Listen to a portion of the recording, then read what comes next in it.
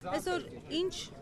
մտահոգություններով եք բարձրացել Ծիծեռնակաբերդի հուշահամալիր եւ հաշվի առնելով իշխանությունների վերջին տարիների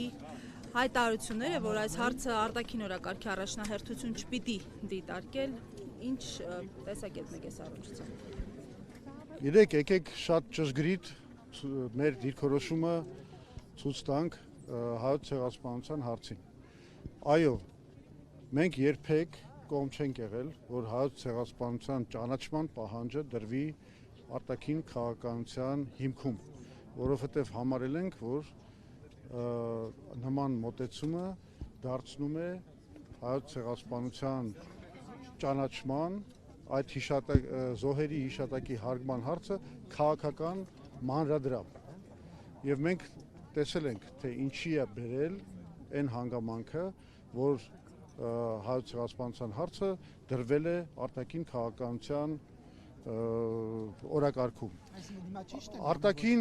քաղաքականության ներողություն, հայոց ցեղասպանության հարցը դա Թուրքիայի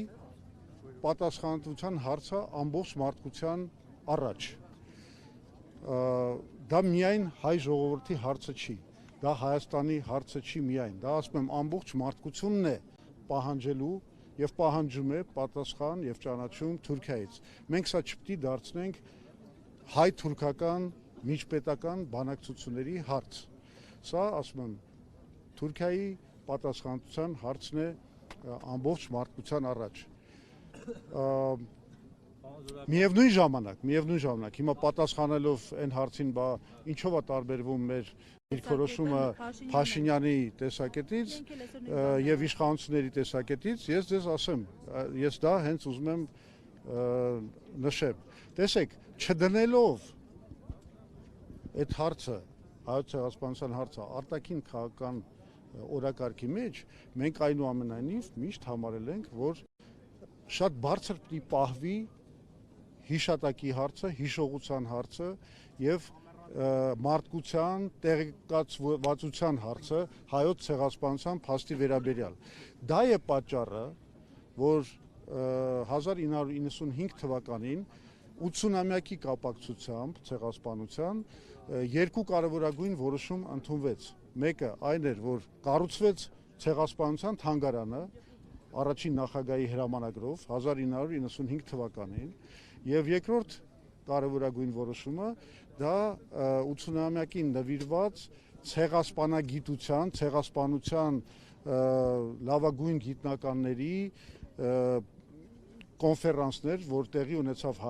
Հայաստանում եւ առաջին նախագահը, եթե հիշում եք, ունեցավ հենց առաջին ելույթը այդ կոնֆերանսում, բնորոշելով ցեղասպանությունը որպես ծանրագույն հանցագործություն, ոճրագործություն մարդկության նկատմամբ, նորից եմ ասում, ոչ Հայաստանի, այլ հենց մարդկության նկատմամբ։ Եվ ես բոլորին խորհուրդ եմ տալիս այդ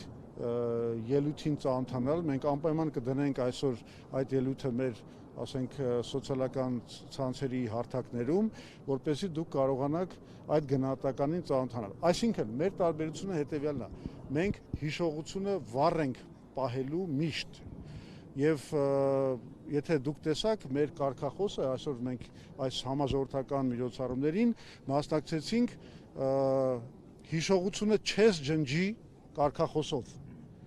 որովհետև հիշողության վրա է, որ իրենք փորձում են հիմա կատարել ոտնձգություն, դրվում են հարցեր,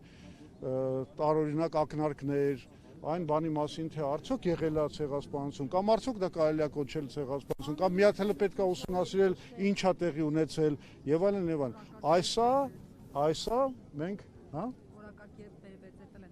օրակարգ երբ բերվեց, դա համարյա արդեն ներկայացնում են հայոց ցեղասպանության հարցը որպես ինչ-որ կայսրական մի բանի քարոզչության մի մոդել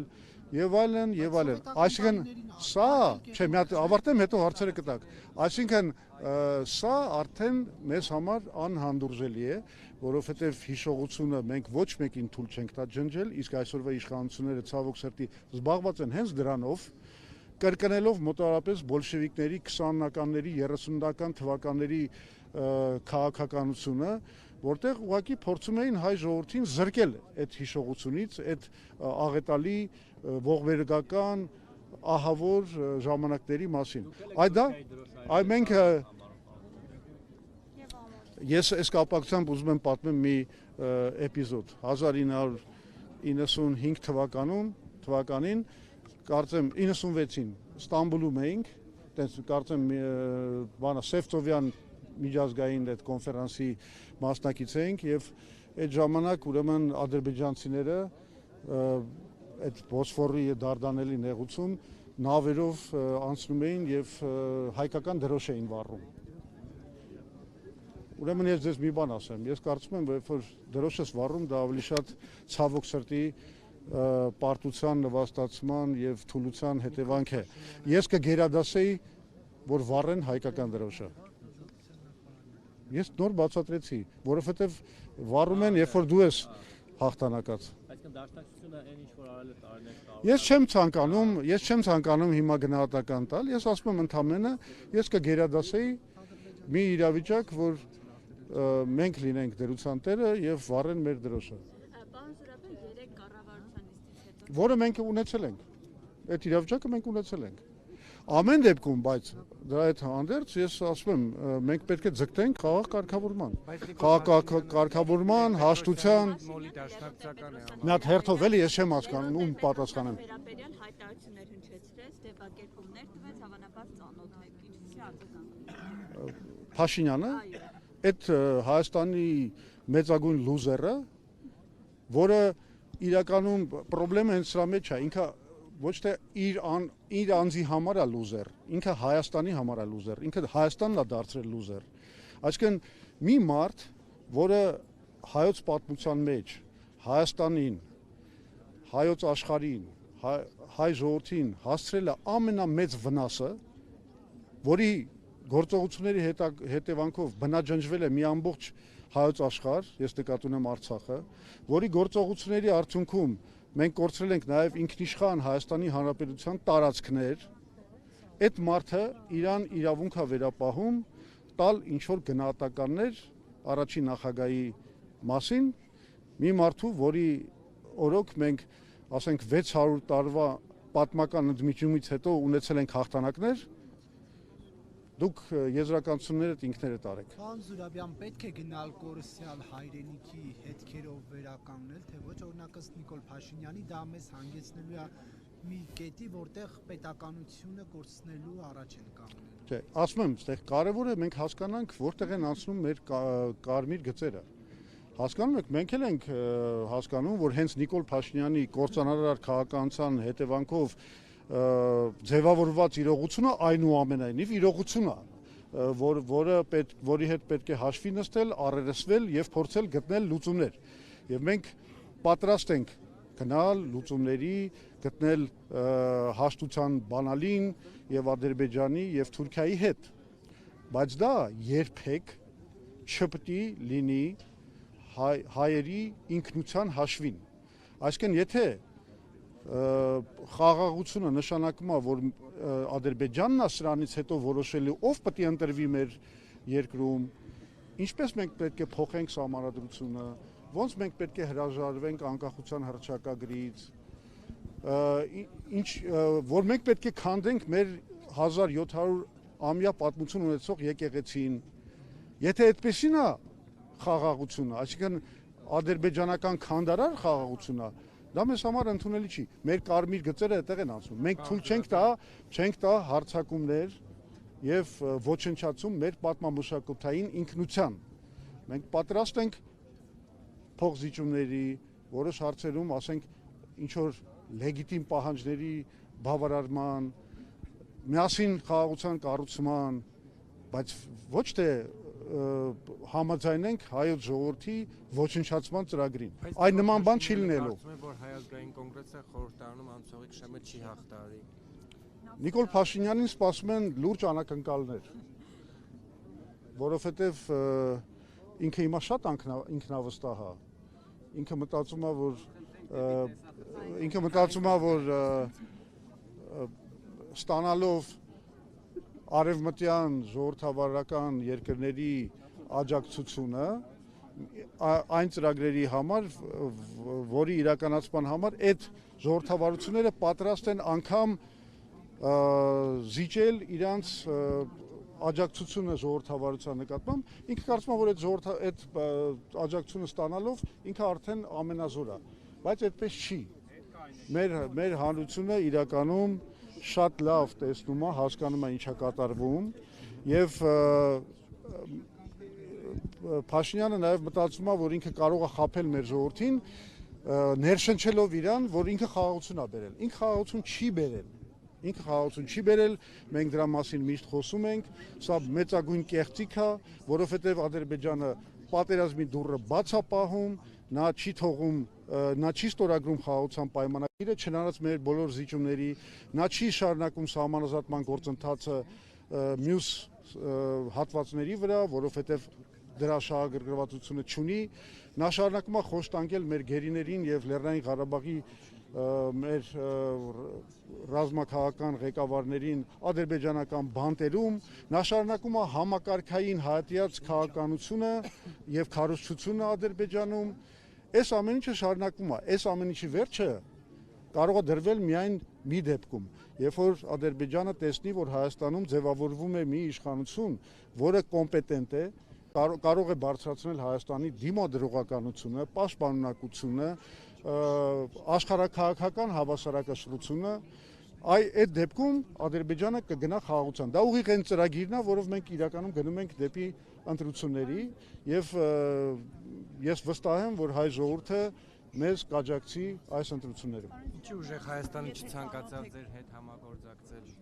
Այսօր ես չեմ ուզում այդ մանր ներքաղաքական հարցերի մասին խոսել, առավել եւս, որ դրա պատասխանը 100 անգամ արդեն տվել եմ։ Պարոն Զուրաբյան, եթե ծանոթ եք ուղերձին Նիկոլ Փաշինյանի այսօրվա, կարող եք դրան գնահատական տալ, ինչ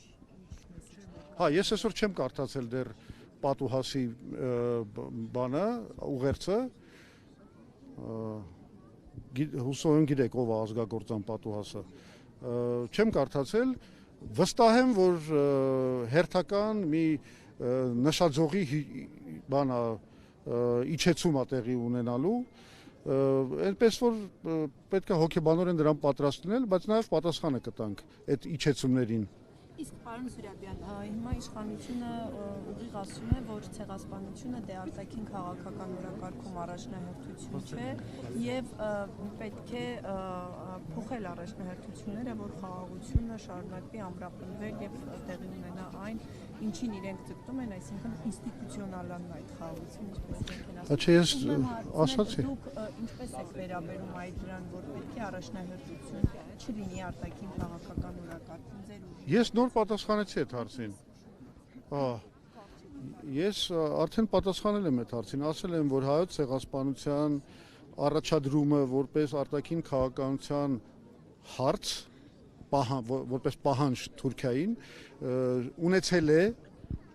շատ ծանր հետևանքներ, որովհետև թուրքերը դրան պատասխանել են, հիմա ավելի բաց ասեմ ձեր հարցին պատասխան, թուրքերը այն ժամանակ պատասխանեցին դրանով, ասել են, դե եթե դուք պահանջում եք ցեղասպանության ճանաչում, եկեք ստեղծենք հայ-թուրքական պատմաբանների հանձնաժողով, որը կուսումնասիրի դրա իրական լինելը։ Դա իրականում շատ մեծ սխալ էր, որովհետև Հայաստանին դրեց շատ վատ վիճակի մեջ, որովհետև եթե դու ընդունում ես այդ առաջարկը պատմաբանների հանձնաժողովի ստեղծման, ստացվում է, որ դու ինքդ հարցականի նշան ես դնում ցեղասպանության իրողության վրա եւ պատրաստ ես քննարկել այդ հարցի իրողությունը։ Այդ ոնց որ ասենք Իսրայելը համաձայնվեր օրինակի համար Իրանի հետ ստեղծել համապատասխան հանձնաժողով հոլոկոստը ուսումնասիրելու հարցերի վերաբերյալ։ Իսկ եթե դու այդ մերժում ես, թուրքերը ասում են դու հրաժարվում ես ուսումնասիրել իրողությունը եւ մենք ընկանք շատ ծանր վիճակի մեջ այդ պատճառով դա բերեց եւ Ցյուրիխյան ուրացման հայտնի են գործընթացին այդ պրոտոկոլներին եւ այլն այսինքն մենք ասում ենք ցանկացած փորձ հայոց պետության կողմից դնել ցեղասպանության հարցը արտաքին քաղաքականության մեջ նսեմացնում է այդ հարցը, դարձնում է այդ հարցը հայ թուրքական միջպետական վեճի առարկա, մինչդեռ դա Թուրքիայի պատասխանատվության հարց է ամբողջ միջազգային դասեք էլի թողեք շարունակեմ միջդեռ դա հարց է Հայաստանի պատասխանատվության ներողություն Թուրքիայի պատասխանատվության ամբողջ աշխարհի առաջ հասկանում եք մենք իրավունք չունենք նսեմացնելու այդ հարցը եւ դարձնել քաղաքական առևտրի առարկա մենք երբեք դա չենք արել եւ դա ունեցել է շատ լավ հետևանքներ որովհետեւ երբեք այնպես չի եղել որ հայոց ցեղասպանության ճանաչման գործընթացը դադարել է կամ դանդաղել է հակառակը հենց այն ժամանակ երբ որ մենք այդ քաղաքականությունը տանում ենք Ռուսաստանը Ֆրանսիան Հունաստանը ճանաչեցին հայոց ցեղասպանությունը այնպես որ այս բանը այս մոտեցումը բացարձակապես սխալ է Թուրքիան պատասխան միևնույն է տալու է մարդկությանը ոչ միայն Հայաստանին եւ մենք բայց ես նոր բացատրեցի ես ասացի որ 91 թվականից սկսած մեր արտաքին քաղաքականության հիմքում դրված է եղել հենց այդ մոտեցումը որ մենք ցեղասպանության ճանաչման հարցը չպետք է դարձնենք քաղաքական առևտրի մանրադրամ եւ չպետք է այդ պահանջը դնենք Թուրքիայի առաջ մենք կարող ենք գնալ կարգավորմանը համաձայնվելով դրա մասին չհամաձայնելու քաղաքականության վերաբերյալ այսինքն Թուրքիան եթե ցանկանում է թող շարունակի պնդել որ ցեղասպանություն չի եղել մենք երբեք չենք ունենա ցեղասպանության փաստը այն ինչ որ Փաշինյանի քաղաքականությունը դա մի քիչ ավելին է քան թե այն ինչ որ մենք ինքը փորձում է տանել դեպի ցեղասպանության փաստի ուրացում այս սա է խնդիրը